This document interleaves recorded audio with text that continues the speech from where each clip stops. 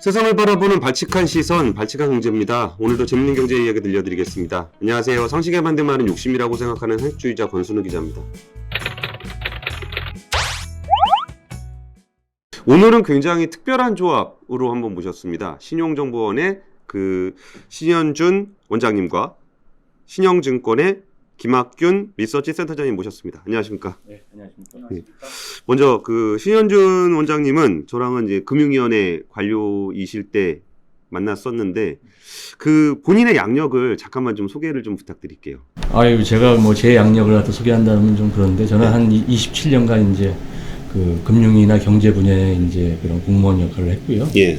그 와중에 이제 여러 가지 해외에서 공부도 하고 월드뱅크에서 이제 시니어 이코노미스트로 일을 했었고, 그다음에 이제 OECD에서는 우리 한국의 어떤 금융이나 기업 지배 구조 쪽에서 우리 한국을 대표하는 역할을 했었습니다. 알겠습니다. 김학균 센터장님은 워낙 유명하시죠? 짧게 소개 좀 부탁드릴게요. 예, 저는 96년부터 증권회사에서 리서치 센터에서 일해왔고요. 생각해보면 시장이란 게 참 좋은 것 같아요. 자기 능력대로 경쟁을 하고 그런 곳이기 때문에 25년 동안 일해온 시간이 저에게는 굉장히 고맙고 그런 만큼 앞으로도 좀 투자자들에게 도움이 되는 그런 직장 생활을 하고 싶습니다. 먼저 우선 참 책을 내신 것도 대단한데 그것도 무려 투자와 관련한 책을 쓰셨어요. 이번에 부의 계단이라는 책을 쓰셨는데 금융 전문가 아빠가 전하는 투자 레벨 올리는 법. 사실 오늘 주제가 이 얘기를 할 겁니다. 우리 금융 전문가 아빠들은 투자에 대해서 무슨 얘기를 나누는지를 우리 셋이 그냥 얘기해 보려고 모인 자리인데 어떻게 이런 책, 투자 관련한 서적을 쓰실 생각을 하게 되셨어요? 예, 공 기자님 말씀하신 대로 이제 공무원들이 이제 어떤 일을 하는지 사실 일반인들은 잘 모르고 있는데. 그렇죠. 제가 이제 공직에서 그 일을 했던 것 중에 하나가 이제 기업 구조 조정이라는 업무가 있는데, 그때 제가 이제 주로 이제 살려보려고 애썼던 회사가 이제 현대건설하고 현대석유화학, 쌍용양해, 그다음에 현대상선 이렇게 4개 회사였습니다. 저희가 이제 일반인들이 생각하는 것보다 굉장히 공무원들이 다양한 일들을 하고, 예. 특히 현직에서 그 업무를 담당할 때는 그런 일들을 갖다가 우리 언론을 통해서 이렇게 일반인들과 소통하기가 참 어려운데요. 예. 제가 이제 여러 가지 투자를 공부한 결정적인 계기가 된 게 2001년도에 굉장히 무식하다는 걸 갖다 제가 느끼게 됐어요. 그래서 뭐냐면 제가 현대건설이 그때 좀 부도가 나가지고 상장 폐지가 됐었는데 재상장을 하는 과정에서 이제 우리 장관님이 그러면 재상장가가 얼마가 됐으면 좋겠냐고 이제 질문을 하신 거예요. 예. 근데 제 입장에서는 제가 이제 경영학과를 나가고 나름대로 공부를 했다고 생각을 했는데 정확히 답변을 못한 거죠. 대충 밸류에이션을 어떻게 해야 되는지에 그렇습니다. 대해서 못했다는 거죠. 예. 계속 기업인 경우에는 이게 이제 배당 평가 모형이라든지 여러 가지 모형들이 있지만 이게 상장 폐지됐던 기업이 이제 다시 재상장을 하게 되면 이제 여러 가지 PBR이라든지 여러 가지 좀 자산 가치를 산정을 해서 해야 되는데 그런 생각이 바로 떠오르지 않아서 제가 한번 그러면 본격적으로 이 파이낸스를 한번 공부를 해보자 이렇게 된 거고요.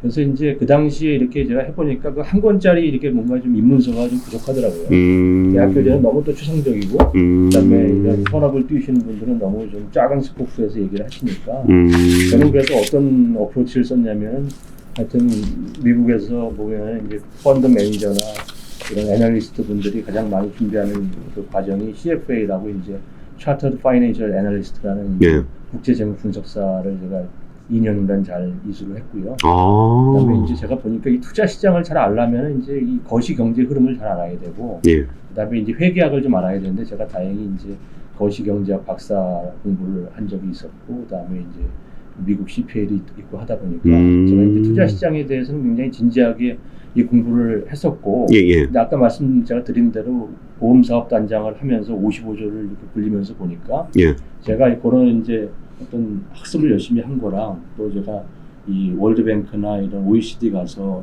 이런 여러 가지 이 세계 경제나 금융시장 동향을 봤던 것들이 제가 실전에서 운영하는데 굉장히 도움이 많이 되더라고요. 그래서 제가 이제 2017, 18, 19 굉장히 좋은 성과를 내다 보니까 그러면 내가 처음 진지하게 투자 공부를 할 때 꼭 필요하다고 느꼈던 한 권의 책을 한번 만들어보자. 그래서 제가 2019년부터 3년간 준비를 해서 이제 했고요. 본격적인 투자 얘기하기에 앞서서 일단 김학균 센터장님의 최전공 분야, 이게 시장인데 그 시장이라는 분위기가 있잖아요. 25년 동안 이렇게 투자 시장에서 계속 보셨었는데 사실 작년은 조금 주식하기가 마음이 불편해서 그렇지 기분은 되게 좋았던 장이었던 것 같아요. 워낙 잘 올랐으니까. 근데 올해 시장은 그리고 앞으로 올해 이후에 펼쳐질 시장은 좀 투자하기에는 좀 어때요?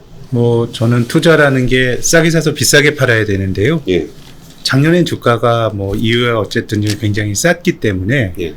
작년도 투자자들이 해야 될 중요한 의사결정은 내가 투자를 할 거냐 말 거냐였던 것 같습니다. 투자를 하기로 마음 먹었으면 그것이 어떤 자산이더라도 돈 벌 확률이 굉장히 높았고요. 근데 그것도 뭐 제 생각에는 뭐 저는 금융시장에서 얘기되는 것 중에 가장 안 믿는 것 중에 하나가 지금처럼 불확실성이 크다라는 말은 잘못된 말인 것 같아요. 근데 사실 늘 불확실성은 있는 거예요. 작년 시점에서 생각하면 그 시점에 불확실성이 있었고 우리가 과거가 덜 불확실한 것처럼 보이는 거는 단지 결과를 알고 있기 때문에 우리가 인지적으로 해석을 하는 거고 그래서 작년에 시장에 뛰어드신 분들은 저는 뭐 그것이 용기였다고 봅니다. 굉장히 보답을 받았다라고 생각이 되고 근데 이제 시장을 보는 입장에서는 작년이 좀 예외였던 것 같습니다. 오히려 지금이 굉장히 정상화된 거고 뭐 지금 시장이 버블이냐 아니냐는 뭐 보는 시각에 따라 다를 수 있지만 어쨌든 주가가 정상화되고 주가 지수의 레벨이 사상 최고치고 밸류에이션도 사상 최고치이기 때문에 이것이 뭐 투자는 늘 하는 거기 때문에 뭐 늘 진검승부를 우리가 의사결정하면서 하는 거지만은 이번에야말로 투자자들의 실력이나 이런 것들에 따라서 좀 투자의 그 결과가 많이 달라지는 해가 될 것 같고요. 그 최근에 그 2030이 고위험 투자를 하는 아이르의 금융 전문가 아빠가 그 투자에 대해서 만약에 조언을 해주신다면 이런 고위험 투자에 대해서는 좀 어떻게 보세요?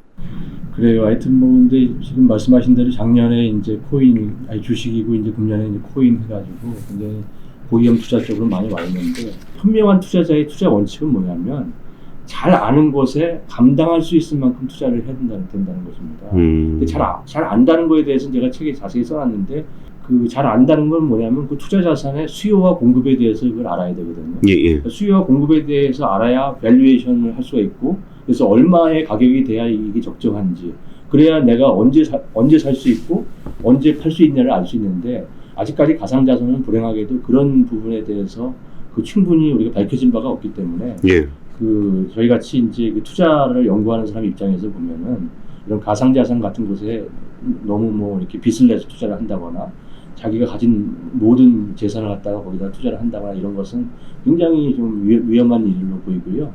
다만 이제 그 지금 가상자산 거래를 통해서 아주 일부의 돈으로 어떤 그 시장을 알기 위해서 투자하시는 분들이나 그걸 통해서 이 돈을 벌고 있는 분들이 있기 때문에 너무 우리가 또 이게 좀 일방적으로 얘기하는 건 좀 과도할 수 있다. 이렇게 좀 보고 있습니다. 알겠습니다. 그 센터장님, 그 주식도 사실 사상 최고치라 꽤 비싸졌고 부동산은 정말 비싸졌고 그러면 지금은 투자를 하는 것에 대해서는 좀 자산상으로 봤을 때는 좀 어떻게 보세요? 전통적인 잣대로 보면 지금 뭐 싸지 않은 게 없는데 근데 이제 딜레마는 그럼 이제 이 새로운 사이클을 만드는 게 뭐냐라 그러면 뭐 그냥 저금리라고 말하고 싶습니다. 근데 금리가 낮은 건데 이제 금리는 중앙은행이나 여러 정책 당국자들이 뭐 이제 금리라는 게 여러 가지 경제적 의사결정의 준거의 틀이 되니까 중시하는데 뭐 중앙은행들이 주식이나 주택 가진 사람들 뭐 부자 만들어 주기 위해서만 저금리 정책을 한 건 아닌 것 같고 예. 다만 뭔가 심각한 불균형이 있는 것 같아요. 그럼 뭐 우리가 아는 것처럼 뭔가 실물 경제라든가 이런 쪽은 주식이 사상 최고치인데 실물 경제가 사상 최고 하락 이렇게 말하기는 힘들지 않습니까? 그렇게 말하는 사람도 없고 미국의 경우에도 코로나 이후에 없어진 일자리가 아직도 600만 개란 말입니다. 그러니까 뭔가 이제 금리를 올리는 게 마땅치가 않은 거예요. 그러니까 이제 그런 저금리하에서의 일종의 풍선 효과가 자꾸 자산시장 쪽에서 나타나는 거거든요. 그래서 전통적으로 실물 경제와 자산 가격과의 관계 이런 점으로 보면 지금이 버블이다라고 생각할 수 있는 몇 가지 포인트들이 전 있다고 보는데 게임의 규칙이 조금 바뀌어버린 거 아닌가라고 보면 그 게임의 룰을 만드는 건 중앙은행이고 하기 때문에 그들의 의중을 좀 잘 읽어내야 되는 거 아닌가라는 생각이고 금리가 유의미하게 올라가지 않는다 그럼 제 생각에는 뭐 일시적인 사이클이야 뭐 아무도 알 수 없는 것이고요. 예. 크게 보면 어떤 식으로든지 간에 투자를 하고 살아야 되는데 문제는 내가 감내하지 못할 소위 영끌로 한다 이런 부분은 뭐 원장님과도 대담을 했습니다마는 그 부채에 덫에 눌려서 그 청춘, 그 인생이 너무도 힘들 수가 있기 때문에 집을 가진다라고 하는 내 집 가진다라는 효용이 많이 상쇄가 될 여지가 있기 때문에 그런 분들의 경우에는 저는 모든 자산은 사이클이 있다라는 믿음으로 조금 기다리시는 게 맞지 않을까라는 생각은 듭니다. 원장님은 어떻게 보세요? 지금 부동산 가격이 어느 정도 올라와 있는 상황에서 그 20대 자녀 아니면 20대 후배들에게 아니면 사회초년생들에게 집을 사는 것은 이거 제일 큰 투자 의사결정 중에 하나잖아요. 집이라는 게. 거기에 대해서는 원장님은 좀 어떻게 보세요? 지금 이제 주택 가격이 어마어마하게 올랐는데 제가 보면은 결론적으로 보면은 조금 오버슈팅의 그런 그 기미가 보인다 이거죠. 사실은 그런 소득의 증가라든지 우리 선호도의 증가, 그다음에 그 1인 가구, 2인 가구의 가구수의 증가 이런 걸로 그 설명되는 부분 이상으로 지금 그 올랐는데 그 주된 원인은 일반인들이 이제 영끌도 있고 여러 가지 패닉 바잉, 네, 패닉 바잉 있죠. 나서니까 지금은 이렇게 되고. 지금은 또 레벨 자체가 너무 올랐기 때문에 집이 없는 분들이 집을 살려고 하게 되면 흔히 뭐 5억, 10억 정도의 그 빚을 지어야 되는데 그쵸. 그런 막대한 빚을 지고 정상적인 삶을 살아가기가 어려운 거거든요. 그래서 지금 현재 상황에서는 일단은 지금까지는 공급이 많이 부족하고 유동성 때문에 이렇게 이제 올라오는 건데 유동성도 어느 정도 이제 앞으로 한 몇 년간에 걸쳐서 뭐 서서히 이제 빠질 거고 예. 주택 공급에 대해서는 한 4, 5년 후가 되면 이제 진정한 공급들이 시장에 많이 풀리거든요. 그렇게 되면은 주택이 없는 분들한테는 우선적으로 이 분양의 권리가 가기 때문에 그때 청약을 하는 것이 저는 좋다고 생각하고 그때까지는 차분하게 준비를 하자. 알겠습니다. 그 센터장님, 예. 그 저성장 국면으로 들어섰을 때 그 투자를 한다는 거는 어떤 식으로 봐야 돼요? 일반적으로 투자는 성장할 때 기회가 많은 거는 맞습니다. 예. 다만 이제 저성장이라 그래도 전 두 가지 유형이 있다고 보는데요. 뭐 어느 정도 경제가 규모가 커지게 되면 성장률이 둔화되는 건 뭐 자연스러운 일인데 예. 뭔가 고성장 과정에서 많은 거를 축적해 놓은 나라가 있고 중남미나 이런 쪽은 사실 사회가 전체적으로 나름의 좋았던 시절이 있었지만은 축적해 놓은 게 없는 나라들이 있는데 한국은 굉장히 축적을 잘해온 나라입니다. 어떻게 보면 우리나라 지금 이제 GDP가 실물 경제가 돌아가는 GDP가 한 2,000조 원 규모인데요. 우리가 이거를 어떻게라도 조금이라도 더 늘리려고 노력을 하는데 금융 쪽에 쌓여 있는 돈은 4,500조 원입니다. 그러니까 우리가 실물 1년 열심히 하는 것보다 과거에 쌓아놓은 돈의 규모가 훨씬 많은 거예요. 우리가 가계부채가 심각하다고 말하지만 4,500조에서 가계부채 2,000조 원 빼면 그래도 실물에 쌓여있는 부채 뺀 순자산이 2,500조 원이거든요.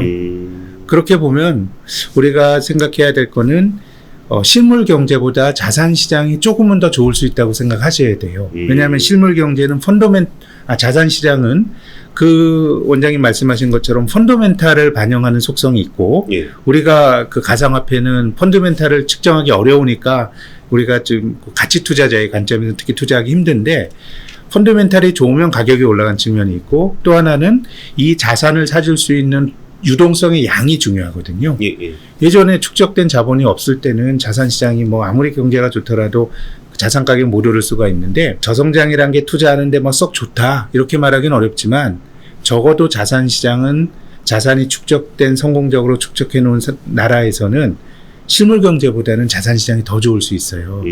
우리가 주가 지수가 사상 최고치인데 우리가 뭐 대부분의 사람들이 이 내 삶의 만족도나 내 하는 비즈니스가 사상 최고치냐 아닌 경우가 훨씬 많아요. 그렇죠. 그렇기 때문에 저는 투자라고 하는 거는 뭐 실물 경제가 어렵다는 건 내가 노동을 해서 어떤 사업을 해서 돈을 벌기가 어렵다라는 의미이기도 합니다. 예. 그러면은 잘 투자라는 거는 상대적으로 잘 나가는 쪽에 내 돈을 맡길 수 있다라고 하는 장점이 있고 또 두 번째는 아까 말씀드린 것처럼 펀더멘탈은 재미가 없지만 유동성은 많기 때문에 적어도 성장률보다 주가지수와 같은 자산 가격의 퍼포먼스가 더 좋을 수 있기 때문에 형편이 맞으면 투자하고 사는 게 저는 좋은 거라고 생각이 되고요. 저성장일수록 오히려 투자의 아이디어를 찾고 또 글로벌 투자라는 거는 우리 땅이 저성장이면 성장하는 나라를 찾아서 투자할 수도 있기 때문에 예전보다는 투자에 대해서 저는 더 많이 고민해야 된다고 봅니다. 고성장할 땐 내가 투자 안 해도 내가 일하면서도 돈이 불어났는데 지금은 그런 세상이 아니기 때문에 더더욱 투자에 관심을 저는 많이 기울여야 된다고 봅니다. 혹시 요새 봤을 때 이런 분위기에서 좀 투자의 어떤 성구안을 지금 말씀하셨을 때 그 어떤 부분들을 공부하면 조금 더 기회를 얻을 수 있을까요? 어떤 부분을 보냐보다도 이제 결국은 투자 시장이 움직이는 흐름, 그 요인들은 사실은 뭐 바뀌는 건 아닌데 예. 그때 그 요인들이 어떻게 이제 이 변화하느냐의 문제인데 지금 이제 글로벌리 보면은 가장 그 큰 이슈가 되는 게 이제 인플레이션이고, 그쵸. 그 인플레이션이 이제 이런 시장 이자율에 어떤 영향을 미쳐가지고 투자 시장에 어떻게 이제 이것한테 영향을 미치냐는 건데 잘 아시지만 간밤에 이제 미국의 연준이 이제 앞으로 2023년까지 0.5% 포인트 그 이런 그 기준금리를 올릴 거라 이렇게 그 저기 이런 포워드 가이던스라고 해서 어떤 시장을 갖다가 가이드하는 그런 방침을 갖다 발표를 했는데, 그러니까 아직도 이제 금리 인상이 멀었다는 거거든요. 근데 시장은 계속해서 이런 인플레이션 압력에 대해서 걱정을 많이 하고 있다 이런 얘기죠. 근데 실제로 보면은 이 인플레이션이 적당히 일어나고 그다음에 금리가 적절히 올라가는 세에서는 이게 주식시장이 좋습니다. 맞아요. 실제로는 보면 부동산 시장도 이렇게 나쁘지 않아요. 근데 만약에 이제 이 인플레이션이 아주 가파르게 올라가가지고 우리 예상보다 빨리 그런 시장 금리가 올라간다고 하면 그때는 이 주식시장이나 이제 그 이 부동산 시장이 영향을 받을 수 있죠. 금리만 놓고 보면 그런데 또 이제 여러 가지 또 이제 위험 요인이 사실 있습니다. 알겠습니다.